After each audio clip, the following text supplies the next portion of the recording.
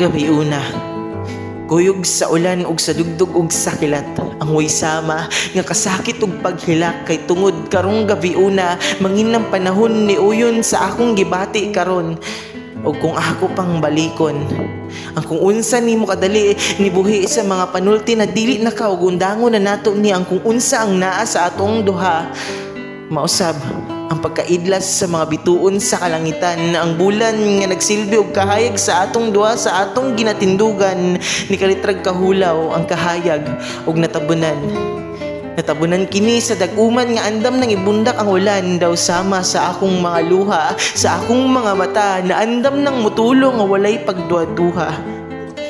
Kung giunsa pagtabon sa dag-um ang kaanindot nga hayag sa bulan dinhi sa amo ang duha karon daw sama sa akong kalibutan nga mausab ang pagdulom ang hangin nga kabugnaw sama sa niagi natong kagahapon. Kung unsa nako kapag pahinumdom diha kanimo nga ako anaa lang diri dapita para sa imuha pero wala ko magdahom. Mausab ang pagtubag nimo sa iyaha ug unsaon pa man nako paghipahibong kung ang imuhang atensyon anaa na sa iban ug ako imuha nang ginakalimtan.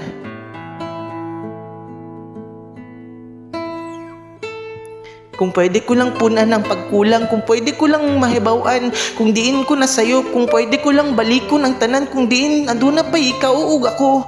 Kaso wala na'y ayo. Kay kung tapos na ang tanan ug aduna ka na'y uban, dili na angay pang ibalik ang relasyon nga ikaw mismo ang naghuman. Unta, kuyog sa imuhang pagtalikod ka nako, lihog lang kog himo sa kasakit nga gibilin ug gipaantos diri nimo sa ako. Ug basin pa lang og kini ang sugdanan nga pwede na ta kahikalimtan. Apan sayop ang hikalimtan ng usa ka ikaw. Nga dugay nang kahakos sa akong pagtuo nga mangin ikaw na ug ako sa ginatawag nga dulo. Mao na ba niyang katapusan? Ang tumoy o katungdanan sa atong paghigugma ay nga giatik-atik ra ko di ay. Ug unta, kamo nagyud sa usag-usa, budlay na kung buhaton pa nimo ang gibuhat nimo diri sa ako Pero daghang salamat ug diri na lang ko dapita.